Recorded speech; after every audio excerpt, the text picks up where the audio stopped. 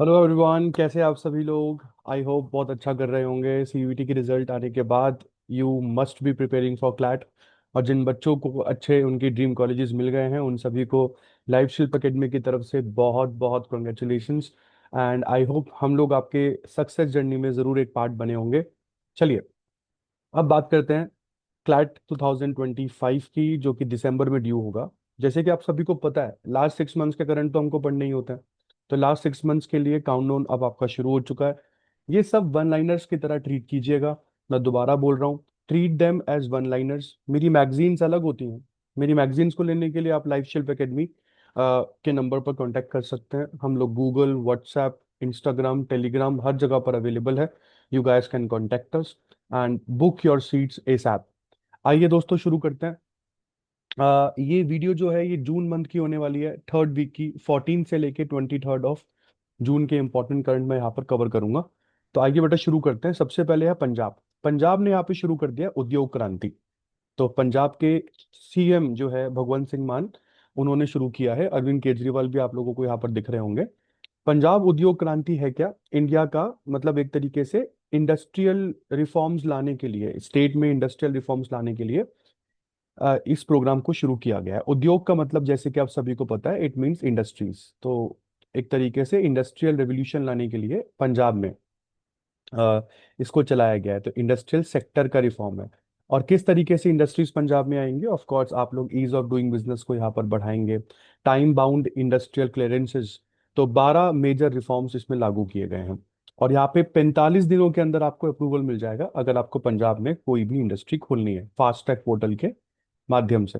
और सबसे इंपॉर्टेंट चीज यहाँ पर ये है, अगर 45 डेज में आपको नहीं मिलता क्लियरेंस, तो 45 डेज के बाद ऑटोमेटिकली आपको क्लियरेंस मिल जाएगा। तो आपको वेट करने की जरूरत नहीं है। इसके बाद इंडिया ने जो रेयर अर्थ एक्सपोर्ट है, रेयर अर्थ एलिमेंट्स के जो एक्सपोर्ट है जापान को, वो हम लोगों ने रोक दिए हैं। आप सभी को पता होगा, चाइना ने रेयर अर्थ एलिमेंट्स जो है, मिनरल्स जो हैं, उसका एक्सपोर्ट दुनिया भर को रोक दिया है। वो कह रहा है कि अगर आप लोगों को चाहिए तो हम लोग मैन्युफैक्चर्ड प्रोडक्ट आपको दे देंगे, बट हम आपको रेयर अर्थ रिसोर्सेज जो हैं वो नहीं देंगे। इसकी वजह से इंडिया के पास जो कुछ भी रेयर अर्थ रिसोर्सेज हैं, जो भी हम एक्सपोर्ट करते थे जापान को, वो हम लोगों ने फिलहाल अभी रोक दिए हैं।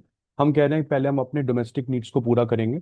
तो इंडिया ने डायरेक्ट किया है IREL को, इंडिया रेयर अर्थ लिमिटेड, कि आप वो 13 साल का जो एक्सपोर्ट एग्रीमेंट आपने जापान के साथ साइन किया था उसको अभी सस्पेंड कर दो। तो जापान की कौन सी कंपनी के साथ हम लोगों ने 13 साल का एक्सपोर्ट एग्रीमेंट साइन किया हुआ था? नाम है इसका तोयात्सु। तोयात्सु रेयर अर्थ इंडिया। तो तोयात्सु रेयर अर्थ इंडिया और India rare earth element limited के बीच में जो 13 साल का पैक्ट था, वो फिलहाल अभी सस्पेंडेड चल रहा है। और क्यों? क्योंकि हम अपनी डोमेस्टिक कैपेसिटी को यहाँ पर बढ़ाना चाहते हैं। सिंपल और साफ सीधी बात। अगर हम बात करते हैं इंडिया की दुनिया में, तो दुनिया में सबसे बड़ा एक्सपोर्टर जो है रेयर अर्थ रिसोर्सेज का, वो तो चाइना ही है। चाइना तो 80% कंट्रोल करता है। और रेयर अर्थ एलिमेंट जरूरी क्यों है? क्योंकि ईवी बनाने के लिए, wind turbines, medical device, smartphones, defence के बहुत सारे इक्विपमेंट्स बनाने के लिए इनका यूज होता है। और अगर हम रेयर अर्थ रिजर्व्स की बात करें, तो इंडिया दुनिया में 5वें नंबर पर आता है। और इंडिया में बहुत सारे रीजन्स ऐसे हैं जो हम लोगों ने अभी तक खोजे ही नहीं है।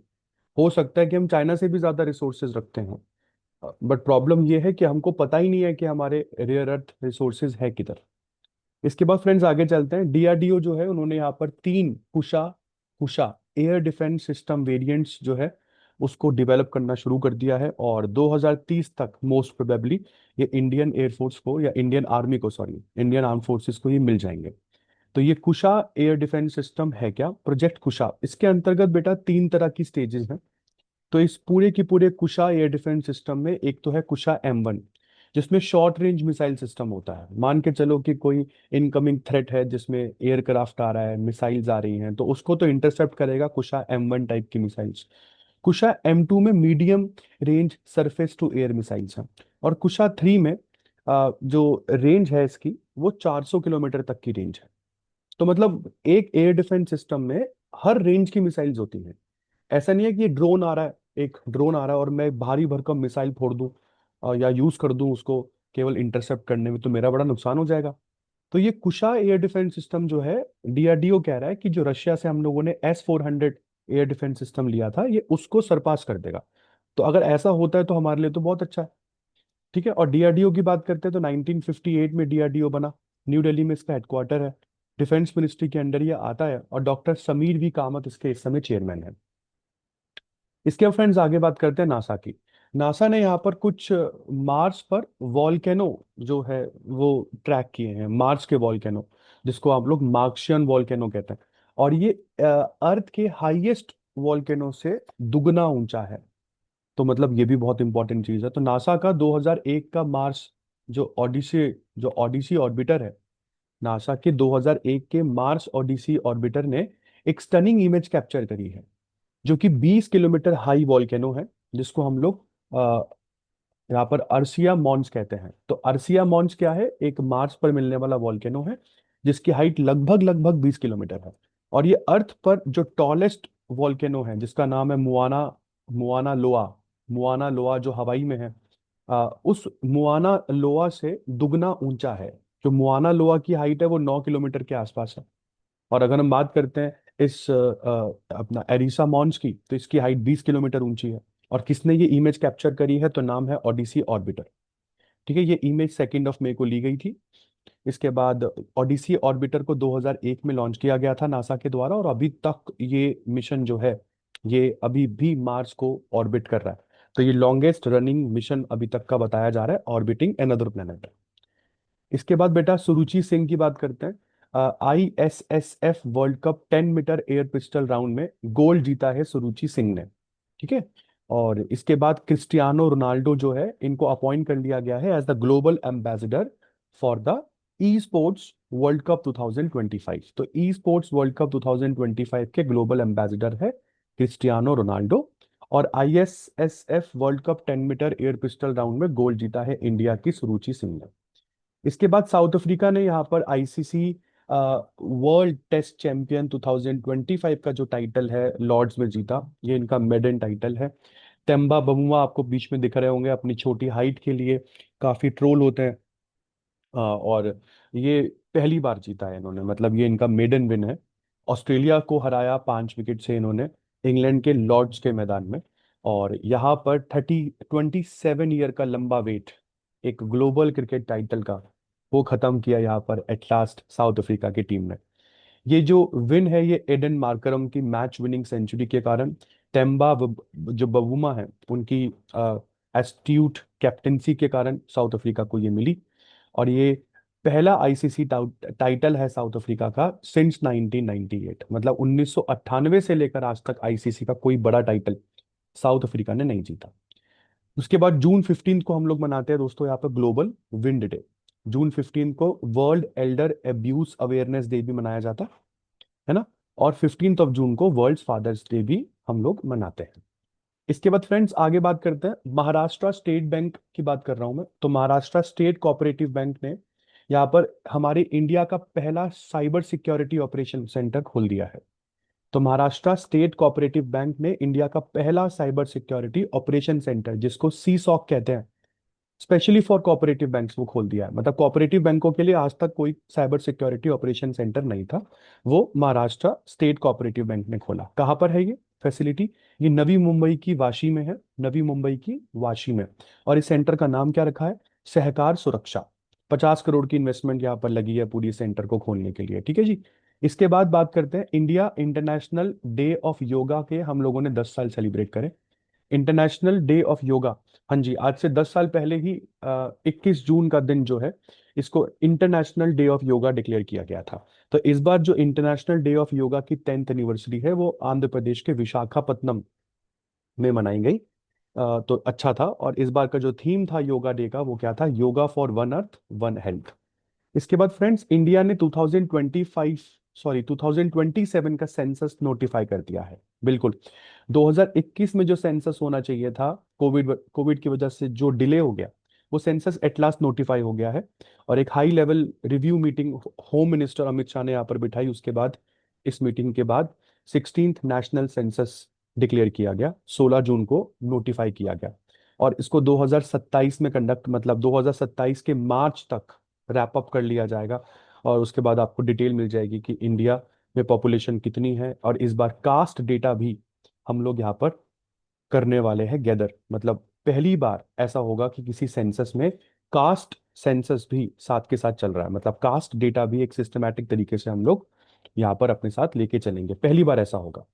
इसके बाद यूनाइटेड नेशंस ने 2026 के साल को international year of women farmers to recognise role in global agriculture declare कर दिया है। तो 2026 का जो साल होगा वो इंटरनेशनल ईयर होगा फॉर द विमेन फार्मर्स। हमको पता है ये विमेन का बहुत बड़ा रोल है फार्मिंग में, ठीक है, बट हम उसको कभी के बार मतलब ऑफन रिकॉग्नाइज नहीं करते हैं कॉन्ट्रीब्यूशंस ऑफ विमेन को। तो इसलिए कहा जाता है कि ग्लोबली अगर हम देखे जाए, ग्लोबली फूड सप्लाई में 50% आज की डेट में रोल कम से कम विमेन का है। फूड प्रोडक्शन में तो 60 से 80% है, खासकर डेवलपिंग कंट्रीज में। और अगर हम बात करते हैं साउथ एशिया में, तो एग्रीकल्चरल वर्कफोर्स का टोटल 39% यहाँ पर विमेन है। और इंडिया में तो भैया पूछो ही मत, 80% ऑफ द रूरल वुमेन जो है इंडिया में वो एग्रीकल्चर में है। 2011 का सेंसस मानूं तो 3.6 करोड़ विमेन फार्मर्स थे इंडिया में, 6.15 करोड़ विमेन एग्रीकल्चरल लेबरर्स थे इंडिया में। तो अब ये ऑफ कोर्स बड़ी होंगी। इसके बाद प्राइम मिनिस्टर नरेंद्र मोदी, आपको पता होगा, साइप्रस गए। कनाडा में G7 समिट अटेंड करने के बाद वी वेंट टू साइप्रस। और साइप्रस ने यहाँ पर अपना हाईएस्ट सिविल अवार्ड जो है वो नरेंद्र मोदी को यहाँ पर दिया।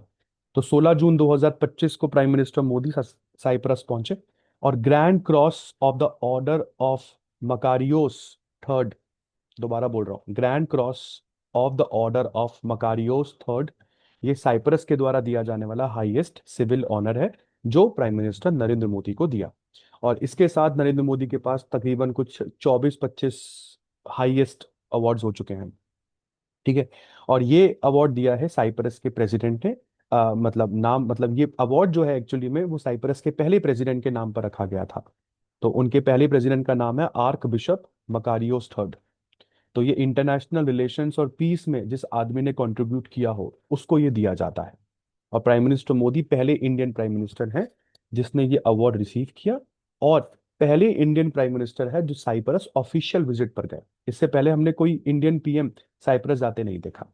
इसके बाद दोस्तों ये भी हमारे लिए बहुत इंपॉर्टेंट है, लेफ्टिनेंट कमांडर यशस्वी सोलंकी जो है, यशस्वी सोलंकी, ये पहली विमेन बनी है जो प्रेसिडेंट की आइट बनेंगी। मतलब बहुत इंपॉर्टेंट करंट है बेटा ये, इसको ध्यान से पढ़िएगा एक बार। तो ये एडेका, इसको वैसे तो एडेका पढ़ते हैं हम लोग, तो एडेका बनी है प्रेसिडेंट ऑफ इंडिया की। 27 साल की इनकी उम्र है। नाम है यशस्वी सोलंकी, लेफ्टिनेंट कमांडर यशस्वी सोलंकी। इंडियन नेवी से बिलोंग करती हैं और पहली विमेन अपना एडेका है जो प्रेसिडेंट ऑफ इंडिया की बनी है। तो ये 9 मई को अपना चार्ज संभालेगी। इसी के साथ सारे जेंडर बैरियर्स इन्होंने ब्रेक कर दिए हैं, क्योंकि इससे पहले इस पोस्ट पर हमेशा हम लोगों को मेल मेंबर्स ही देखने को मिले हैं। इसके बाद अमिताभ कांत, ये G20 शेरपा थे। G20 शेरपा, इन्होंने how India climb mount G20 नाम से एक किताब भी लिखी थी पिछले कुछ महीनों पहले। प्राइम मिनिस्टर मोदी के हाथों इन्होंने उस किताब को लॉन्च भी करवाया था। तो इन्होंने G20 शेरपा के पद से जो है इस्तीफा दे दिया है। He has announced his resignation as the G20 sherpa and the he is also the former CEO of NITI Aayog. तो अमिताभ कांत जी का जो रेजिग्नेशन है वो प्राइम मिनिस्टर मोदी ने एक्सेप्ट किया। G20 समिट में अमिताभ कांत का बहुत बड़ा रोल था। अफ्रीकन यूनियन को G20 का मेंबर बनाया गया था जब 2023 में G20 समिट इंडिया में हो रही थी। इसके बाद फ्रेंड्स 17 जून को world day to combat desertification and drought हम लोग सेलिब्रेट करते हैं। अब यहाँ पर चलते हैं वेस्ट बंगाल की तरफ। वेस्ट बंगाल ने यहाँ पर एआई अनेबल्ड द्वारे एक्सरे इनिशिएटिव को लॉन्च किया है। आपको पता है ना कि विलेजेस में अगर किसी को बीमारी हो जाए और उनको बोला जाए एक्सरे करवाने के लिए शहर जाना पड़ेगा, तो कितनी समस्या हो जाती है यहाँ पर कि भैया अब शहर कौन जाए, खर्चा कौन करे। तो वेस्ट बंगाल के 24 परगना, साउथ साउथ 24 परगना नामक इस डिस्ट्रिक्ट में द्वारे एक्सरे प्रोग्राम स्टार्ट किया गया है। मतलब घर घर एक्सरे की मशीन जाएगी जहां पर जिन लोगों को जरूरत है। एआई टेक्नोलॉजी के साथ इक्विप्ड होगी। 14 AI fitted portable x-ray machines हैं जिसको प्राइमरी हेल्थ केयर सेंटर्स में भेजा गया है। तो या तो वो घर पर आके आपका स्कैनिंग करेगी, नहीं तो आप अपने विलेज के आसपास जो भी प्राइमरी हेल्थ केयर सेंटर है वहां जाकर भी अपना स्कैनिंग जो है वो करवा सकते हैं। ये मशीन्स इतनी पोर्टेबल हैं कि इनको हेल्थ कैंप्स में भी लेकर जाया जा सकता है। इसलिए इसको द्वारे एक्सरे प्रोग्राम कहा गया है, और खासकर कि टीबी पेशेंट्स के लिए तो काफी कारगर साबित होगी ये। इसके बाद आगे बात करते हैं बेटा, न्यू फ्लावरिंग प्लांट की स्पीशीज मिली है। न्यू फ्लावरिंग प्लांट की स्पीशीज हमको अरावली हिल्स पर मिली है, जयपुर के पास। और ये नया फ्लावरिंग प्लांट जो है, इसका नाम रखा गया है Portulaca Bharat. It has been named as Portulaca Bharat. इसको डिस्कवर किया गया है अरावली हिल्स के रॉकी सेमी एरिड लैंडस्केप पर, जयपुर के पास। बहुत ही अनयूजुअल मॉर्फोलॉजिकल कैरेक्टरिस्टिक्स स्पीशीज के दिखते हैं, जैसे अपोजिट स्लाइटली कॉनक्लेव, मतलब कॉनकेव लीव्स, अगर आप देखें तो अपोजिट और कॉनकेव लीव्स हैं। Pale yellow flowers turning creamish white, glandular hairs on stem and filaments and thick roots. तो रूट्स काफी थिक है इस प्लांट की। और अगर हम देखें फ्लावर का कलर, तो वैसे तो पेल येलो है, बट क्रीमिश वाइट में कन्वर्ट हो जाता है ऊपर आते आते। तो अपने आप में एक बहुत इंपॉर्टेंट है। फिलहाल इस स्पीशीज का जो स्टेटस है उसको डेटा डिफिशिएंट में रखा गया है, क्योंकि हमें नहीं पता कि ये स्पीशीज, इस तरह की फ्लावरिंग स्पीशीज और कितनी है, तो डेटा डिफिशिएंट है। इसके बाद दोस्तों आगे बात करते हैं, धरती धरती आबा जन भागीदारी अभियान। इसको लॉन्च कर दिया गया है ट्राइबल एम्पावरमेंट के लिए। 15 जून से 30 जून तक ये चलेगा, धरती आबा जन भागीदारी अभियान। और ये लार्जेस्ट बेनिफिट सेचुरेशन कैंपेन है इंडिया के ट्राइबल एरियाज में। इंडिया के ट्राइबल एरियाज में इससे पहले कभी भी बेनिफिट सेचुरेशन कैंपेन इस लेवल का नहीं चला है। तो किस तरह के बेनिफिट्स यहाँ पर दिए जाएंगे? भाई, ट्राइबल लोगों को यहाँ पे क्रिटिकल सर्विसेज प्रोवाइड करवाई जाएगी धरती आबा जन भागीदारी अभियान में। जैसे Aadhaar card enrolment, Ayushman Bharat health card मिलेंगे आपको, प्रधानमंत्री जनधन अकाउंट्स खोले जाएंगे आपके, पीएम किसान support, old age disability pension मिलेगी, स्कॉलरशिप, इंश्योरेंस, स्किल ट्रेनिंग, और पता नहीं क्या क्या। इतने बड़े लेवल पर आज तक कभी ट्राइबल एरियाज को बेनिफिट्स नहीं दिए गए हैं। इसके बाद बेटा आगे बात करते हैं बीसीसीआई की, board of control for cricket in India. इन्होंने एक एक्स्ट्रा बोन टेस्ट भी लागू कर दिया है। They have introduced the extra bone test for age verification in the junior cricket. आपको पता ही होगा यार, पहले क्या होता था कि भले ही आपकी एज पेपर्स पर 17 है, 16 है, तो उसके हिसाब से ना आप लोगों को अंडर 18, अंडर 14, अंडर 16 जो क्रिकेट है उसमें खेलने नहीं दिया जाता था। तो अब यहाँ पर बोन टेस्ट भी जरूरी हो जाएगा आपकी एज वेरिफिकेशन के लिए, खास करके जूनियर क्रिकेट में।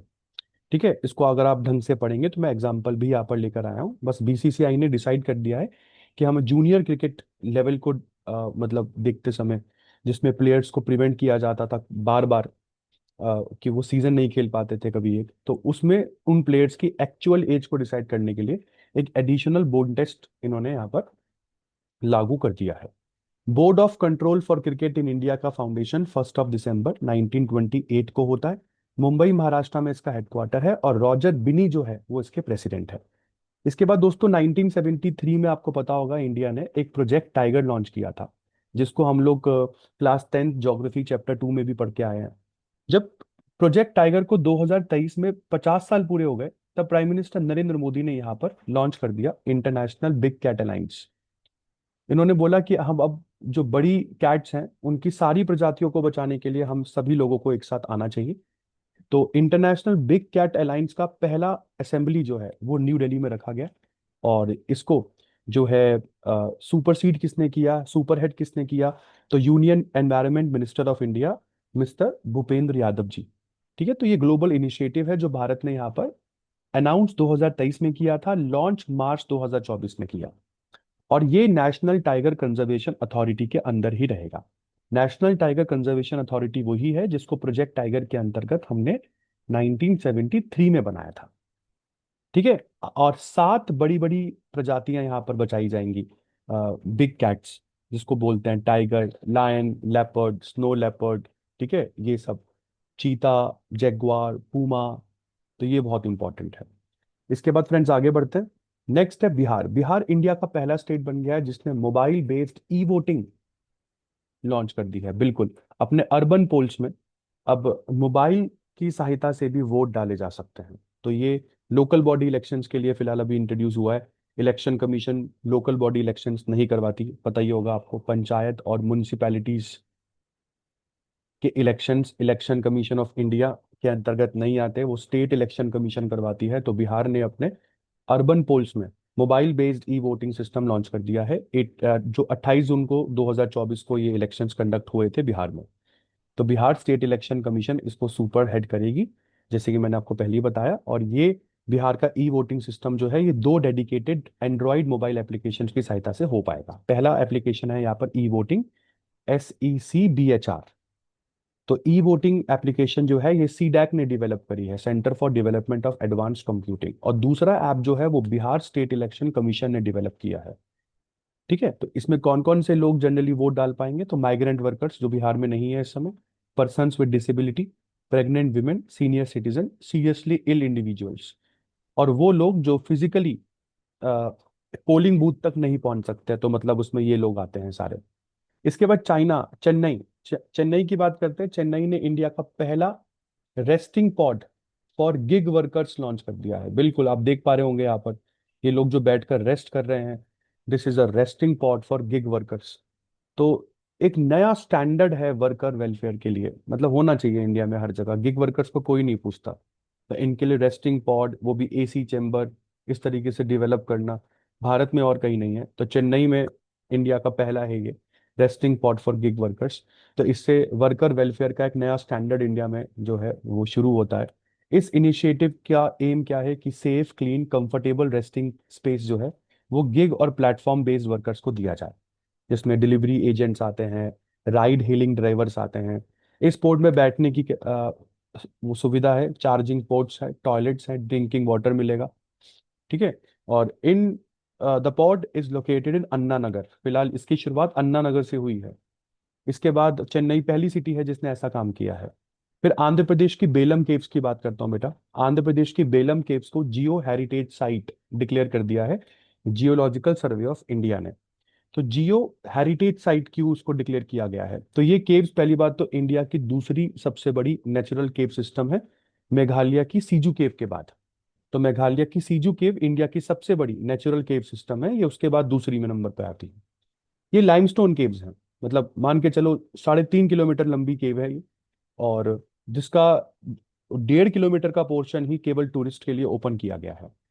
यहाँ पर आप लोगों को स्टैलेग्माइट फॉर्मेशन, स्टैलेक्टाइट फॉर्मेशंस, ये सब जो है वो देखने को मिलेंगी। This cave also have fresh water galleries, underground streams. इसी केव में फ्रेश वाटर की गैलरीज, अंडरग्राउंड स्ट्रीम्स आपको देखने को मिलेगी।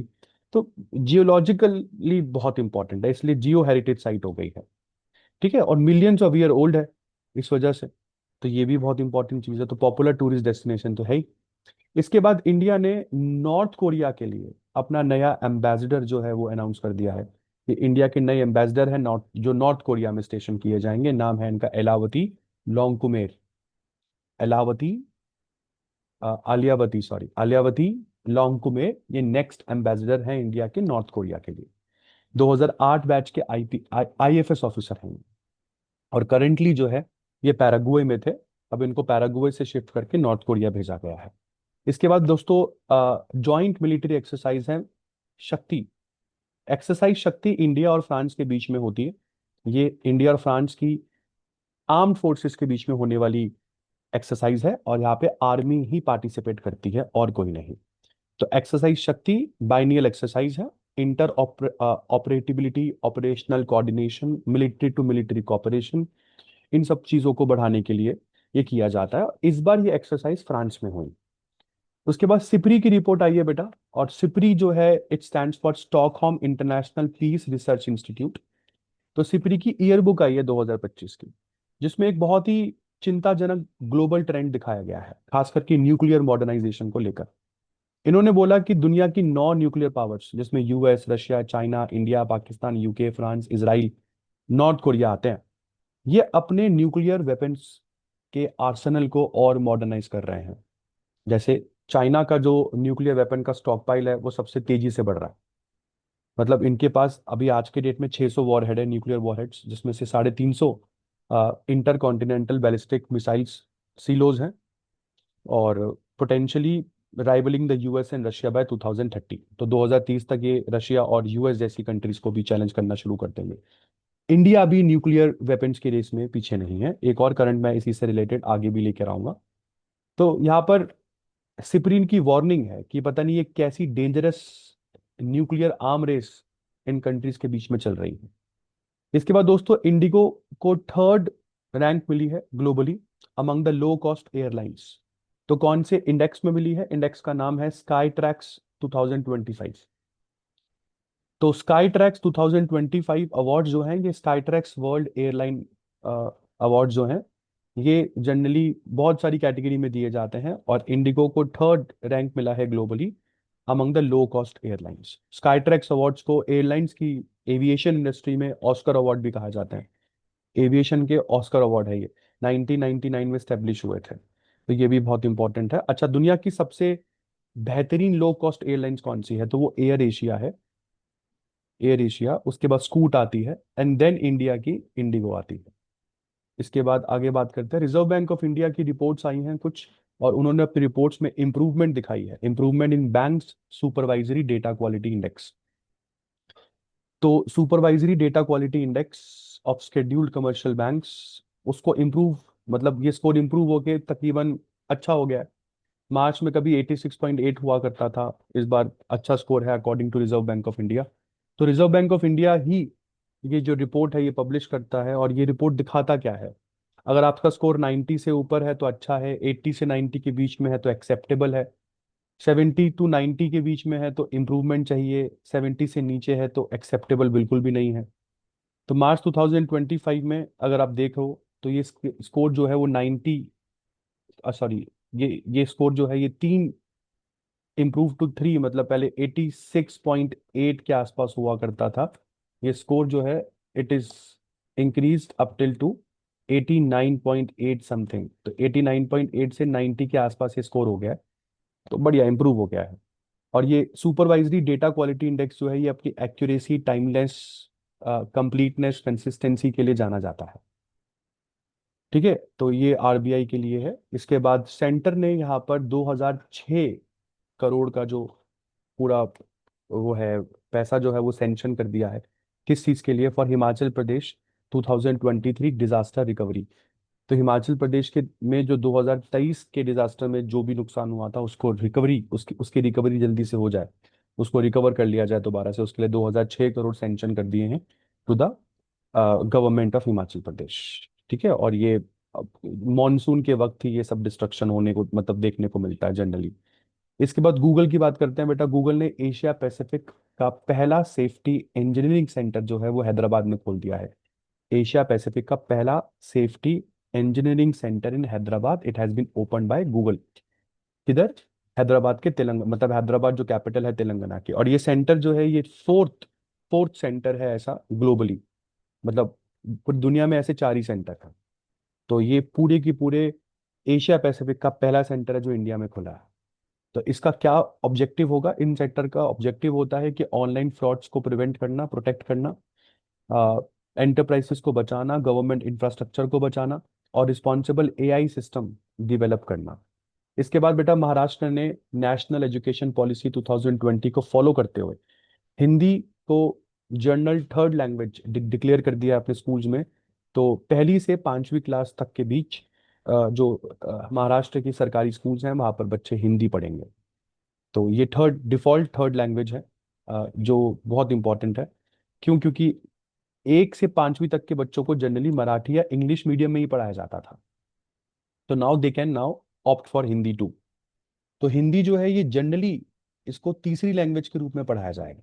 तो मराठी और इंग्लिश मीडियम स्कूल्स में Hindi will be taught as the third language. और अगर किसी को हिंदी पढ़नी है तो मिनिमम 20 बच्चे चाहिए हर ग्रेड में जिन्होंने हिंदी को ऑप्ट किया हो, तभी इसको पढ़ाया जाएगा, अदरवाइज नहीं। ठीक है, तो ये इंस्ट्रक्शंस बहुत जरूरी है जो आप लोग फॉलो कर लें। तो मराठी लैंग्वेज जो है भाई साहब ये तो कंपलसरी रहेगी रहेगी सभी मीडियम्स के लिए।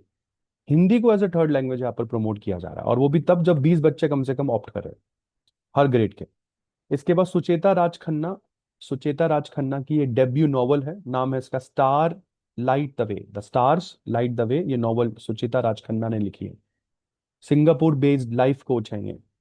ठीक है, तो ये उनका डेब्यू नॉवल है जिसमें उन्होंने फेथ, आइडेंटिटी, डेस्टिनी जैसी चीजों को एक्सप्लेन किया है। इसके बाद वर्ल्ड इकोनॉमिक फोरम का एनर्जी ट्रांजिशन इंडेक्स 2025 में इंडिया का जो स्थान है वो 71st आया है। पिछले साल के मुकाबले हम गिरे हैं। पिछले साल एनर्जी ट्रांजिशन इंडेक्स में हमारा रैंक 63rd आया था, इस साल 71st आया है। और ये इंडेक्स 118 कंट्रीज को इवेल्युएट करता है। तो 118 में से हम 71वें नंबर पर आए हैं। टॉप कंट्रीज में Sweden, Finland, Denmark, Norway, Switzerland आपको दिखेगा। ठीक है। और जो नोटेबल रैंक्स है उसमें चाइना 12वें नंबर पर है, यूएसए 17th है, कॉन्गो बिल्कुल लास्ट में आपको देखने को मिलेगा। इसके बाद 12 जून को बेटा world kidney cancer day celebrate होता है। तो जनरली किडनी कैंसर के कारण और किस तरीके से डिटेक्ट करें, ये सारी चीजें बताई जाती हैं। अंडरस्टैंडिंग किडनी हेल्थ इस बार की थीम रही। फिर क्यूएस वर्ल्ड यूनिवर्सिटी रैंकिंग्स 2026 की बात करते हैं, जिसमें दुनिया भर की 1500 यूनिवर्सिटीज को लिस्ट किया जाता है रैंक वाइज, जो कि दुनिया के 100 देशों में है। तो ग्लोबली नंबर वन जो यूनिवर्सिटी है फॉर द 14 कंसेक्यूटिव टाइम, मतलब लगातार 14 सालों से, Massachusetts institute of technology number 1 पर आ रही है। इसके बाद इंपीरियल कॉलेज लंदन नंबर 2 पर, स्टैनफोर्ड यूनिवर्सिटी नंबर 3 पर, और टॉप 10 में इंडिया तो दिखेगा ही नहीं आपको। इंडिया का बेस्ट कॉलेज इस रैंक में आईआईटी दिल्ली है। अगर आप देखें तो आईआईटी दिल्ली बिल्कुल, जिसका रैंक 123वां है, 123rd। आईआईटी बॉम्बे उसके बाद 129th पर आता है, आईआईटी मद्रास 180वें स्थान पर, आईआईटी खड़गपुर 215वें स्थान पर। तो 2026 के इस एडिशन में बहुत सारी यूनिवर्सिटीज ली गई है फॉर फ्रॉम ओवर 100 कंट्रीज, जिसमें north America, Europe, Asia, Australia, Latin America, Africa जैसे कॉन्टिनेंट्स को कवर किया गया है। इसके बाद 20 जून को बेटा वर्ल्ड रिफ्यूजी डे सेलिब्रेट होता है, वर्ल्ड रिफ्यूजी डे। अब बात करते हैं रिजर्व बैंक ऑफ इंडिया की। तो रिजर्व बैंक ऑफ इंडिया ने अपना आंध्र प्रदेश वाला रीजनल ऑफिस जो है, ये आंध्र प्रदेश के विजयवाड़ा में जो है वो शिफ्ट कर लिया है। तो Andhra Pradesh regional office of RBI को विजयवाड़ा ट्रांसफर कर दिया गया है। और ये न्यू ऑफिस जो है ये इनॉग्रेट किया है रविशंकर जी ने, जो कि आरबीआई की डिप्यूटी गवर्नर है। इसके बाद आगे बढ़ते हैं बेटा, यूनिवर्सिटी ऑफ दिल्ली की बात करता हूँ। यूनिवर्सिटी ऑफ दिल्ली ने यहाँ पर जय हिंद स्कीम लॉन्च करी है। मुझे तो अच्छी लगती है स्कीम। अच्छी क्यों है? क्योंकि स्कीम के अंतर्गत, जय हिंद का मतलब पहले तो सुन लो, जनजाति immersive holistic intervention for novel development scheme का पूरा नाम है। और इस स्कीम का एम क्या होगा? डिजिटल लिटरेसी को एनहांस करना, सीयूईटी के जो प्रिपेयर करते हैं बच्चे, खास करके एसटी बच्चे, तो सीयूईटी प्रिपेयर्डनेस को बढ़ाना अमंग द एसटी स्टूडेंट्स। तो पहले बैच में 25 बच्चे लिए गए हैं from the Ukhrul district of Manipur. तो इस तरीके से हर साल कुछ ना कुछ बच्चों को यहाँ पर पढ़ाया जाएगा फ्री में, कोई पैसा नहीं देना, डिजिटली आप उसको पढ़ाएंगे। और सीयूईटी की प्रिपरेशन जो है वो कराई जाएगी, खास करके 9वीं से 12वीं तक के बच्चों को यहाँ पर लिया गया है। तो सीयूईटी मैंडेट बहुत इंपॉर्टेंट है इस जय हिंद स्कीम में। पहले बैच में 25 बच्चे, जैसे कि मैंने आपको बताया। इसके बाद प्राइम मिनिस्टर जो नरेंद्र मोदी है, उन्होंने इंडिया का पहला लोकोमोटिव एक्सपोर्ट फ्लैग ऑफ किया यहाँ पर। तो इंडिया का पहला लोकोमोटिव इंडिया से एक्सपोर्ट होकर गया है गुनिया। तो ये जो एक्सपोर्ट है ये बिहार से गुनिया गया है। और आपको बता दूं ये जो लोकोमोटिव है ये बिहार की मारहौरा मारहौरा रेल फैक्ट्री में बना था। और इससे इंडिया का ग्लोबल ट्रेड प्रोफाइल अच्छा होगा। ठीक है, आत्मनिर्भर भारत मिशन को और सक्सेस मिलेगी। इसके बाद अनुराधा ठाकुर जो है ये इकोनॉमिक अफेयर सेक्रेटरी अपॉइंट हुई है इंडिया की। अनुराधा ठाकुर 1994 बैच के आईएएस ऑफिसर, इनको इकोनॉमिक अफेयर सेक्रेटरी अपॉइंट किया गया है। इसके बाद कंगना रनौत जो है, इनको वर्ल्ड पैरा एथलेटिक्स चैंपियनशिप 2025 की ब्रांड एम्बेसडर अपॉइंट किया गया है। I said world para athletics championship 2025 की ब्रांड एम्बेसडर। उसके बाद मैं यशस्वी सोलंकी के बारे में आपको बता ही रहा था। तो यशस्वी सोलंकी जो है ये अपना एट द कॉ जो है ये अपॉइंट हुई हैं प्रेसिडेंट द्रौपदी मुर्मू के लिए। और ये जो लेफ्टिनेंट कमांडर यशस्वी सोलंकी जी हैं, ये इंडियन नेवी से आती हैं। तो जनरली होता क्या है, ये जितने एडीसीज होते हैं ना, तो हमारी प्रेसिडेंट जो है ये 5 एडीसीज को अपॉइंट करती हैं, जिसमें से एक इंडियन नेवी से होता है, एक इंडियन एयरफोर्स से होता है, और 3 इंडियन आर्मी से होते हैं।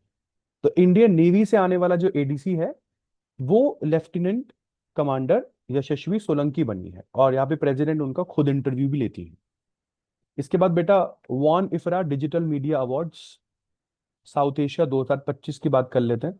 इस वॉन IFRA digital media awards South Asia 2025 में द हिंदू को, जो न्यूज एजेंसी है द हिंदू, इसको बहुत ही प्रेस्टिजियस टाइटल मिला है। कौन सा? Champion of the digital media award South Asia. तो champion of the digital media का अवार्ड मिला है इन्हें। और ये पूरी की पूरी अवार्ड सेरेमनी चेन्नई में हुई थी। In total 10 award the Hindu को मिले हैं डिफरेंट डिफरेंट कैटेगरीज में, जैसे कि digital storytelling, innovation, audience engagement and what not. ये वॉन IFRA digital media South Asia award जो है, ये world association of news publisher के द्वारा इसको ऑर्गेनाइज करवाया जाता है। चेन्नई में इस बार ऑर्गेनाइज हुआ ये। इसके बाद बात करते हैं बेटा ग्लोबल पावर जनरेशन की। तो इंडिया का rank global power generation growth में तीसरे नंबर पर है। तो India has achieve the third highest increase in the power generation capacity. तो पावर जनरेशन कैपेसिटी में भारत तीसरे नंबर पर है दुनिया में। पिछले 5 सालों से हम लोग बहुत ज्यादा आगे बढ़ते जा रहे हैं, बट अभी भी हम लोग चाइना और यूएस से पीछे ही हैं। तो चाइना सबसे आगे, यूएस उसके पीछे, और हम यूएस के पीछे। तो अब ये सर्ज जो पिछले 5 साल में हम लोगों ने इलेक्ट्रिक मतलब हमारी पावर जनरेशन कैपेसिटी बढ़ी है अभी पिछले 5 सालों में, क्यों बढ़ी है? क्योंकि एक तो इलेक्ट्रिसिटी की डिमांड पिछले सालों में काफी ज्यादा बढ़ी है। इंडिया में रिन्यूएबल पुश काफी स्ट्रांग तरीके से देखा जा रहा है।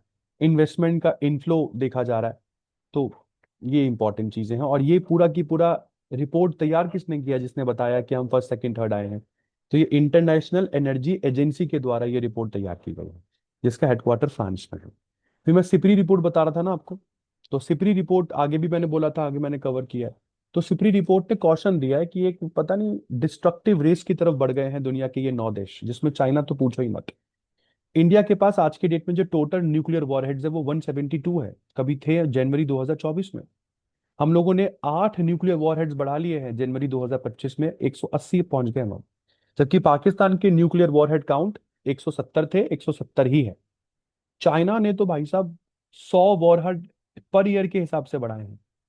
और जनवरी 2025 में इनके पास इस समय 600 वॉरहेड है, जो पिछले साल कभी 500 हुआ करते थे।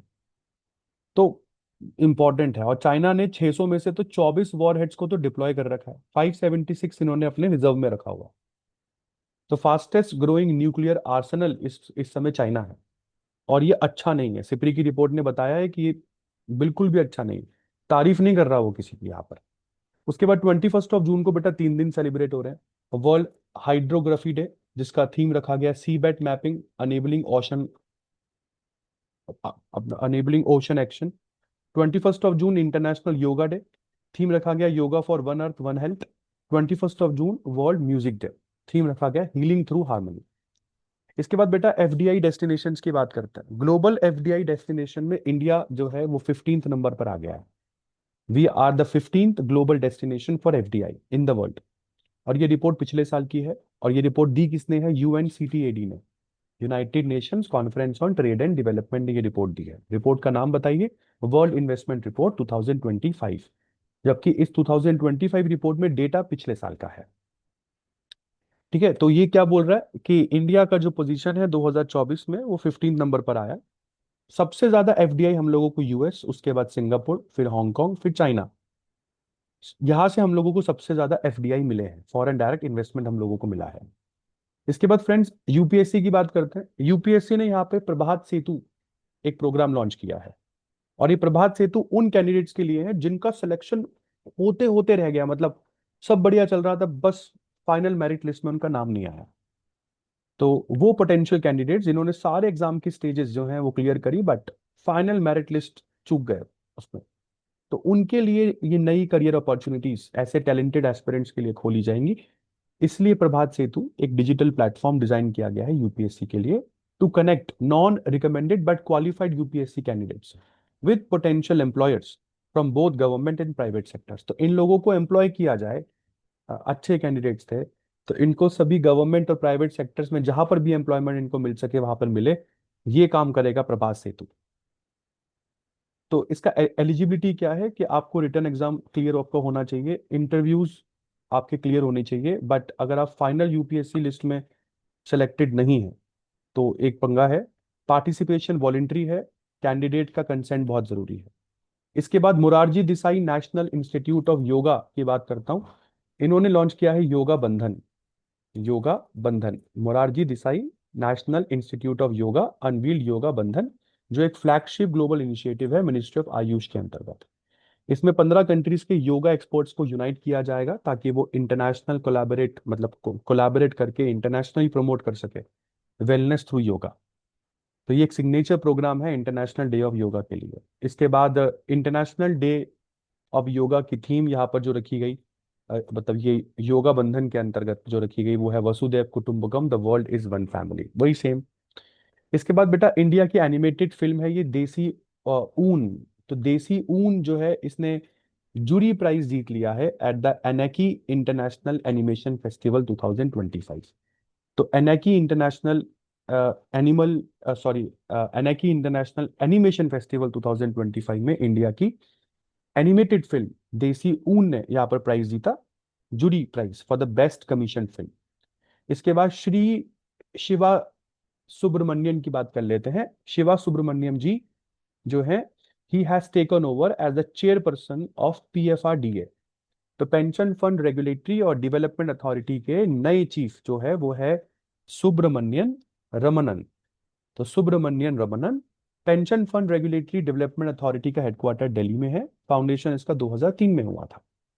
इसके बाद बेटा बात करते हैं इंडिया की investment search interest driven by digital curiosity में। इंडिया की रैंकिंग 13th आई है ग्लोबली। तो ये रिपोर्ट क्या है? रिपोर्ट है ब्रोकर चोजर रिपोर्ट। उन्होंने बताया है कि भाई investment search interest driven by digital curiosity में इंडिया का जो रैंक है वो 13 नंबर पर आया है। टॉप रैंक्स में Australia, Singapore, Kenya, New Zealand, Canada जैसी कंट्रीज हैं।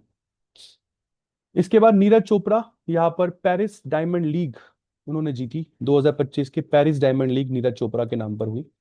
इंडियन जेवलिन स्टार है नीरज चोपड़ा, कमबैक किया बहुत मजेदार तरीके से 2025 में, पेरिस डायमंड लीग जीती इन्होंने। तो इनका पहला ही जो थ्रो था वो 88.16 मीटर्स का था, उसी थ्रो के बेसिस पर जीत गए ये। 23 जून को बेटा सेलिब्रेट होता है इंटरनेशनल ओलंपिक डे और United Nations public service day. Public service day का जो थीम रहा वो रहा 5 years to 2030 accelerating public service delivery for a sustainable future. और 23 जून को यहाँ पर इंटरनेशनल विडो डे भी सेलिब्रेट होता है। And the most important day is 21 June, world humanist day. और इसी के साथ ये करंट अफेयर बुलेटिन हो जाती है यहीं पर खत्म। आई होप आपको मजा आया होगा। एक क्विक मैनर में हम लोगों ने पिछले वीक को कवर किया कि कौन कौन सी इंपॉर्टेंट चीजें थी। हालांकि आप लोग पॉज करके और डिटेल पढ़ सकते हैं, बट आई होप इतना क्लियर होगा, क्योंकि मैगजीन्स पढ़ने में बहुत हेल्प हो जाती है आप लोगों को। अगर आप वन वन लाइनर करंट एक बार देख लें, देखो मैगजीन तो फिर आपको डिटेल में ही पढ़नी होगी ना, बट आपको ये समझ में आ जाएगा कि कौन कौन से टॉपिक्स ऐसे होंगे क्लैट में जो बहुत हॉट केक होंगे। तो आई होप आपको समझ में आई होगी क्लास। मिलते हैं बेटा नेक्स्ट वीडियो के साथ बहुत ही जल्द। जून का 4th वीक भी हम लोग अपलोड करेंगे, प्लीज देखिएगा। तब तक मिलते हैं नेक्स्ट क्लास में। अपना ध्यान रखिएगा और प्लीज वीडियो को ज्यादा से ज्यादा शेयर करें। चैनल को सब्सक्राइब नहीं किया तो प्लीज कर लीजिए। Thank you so very much.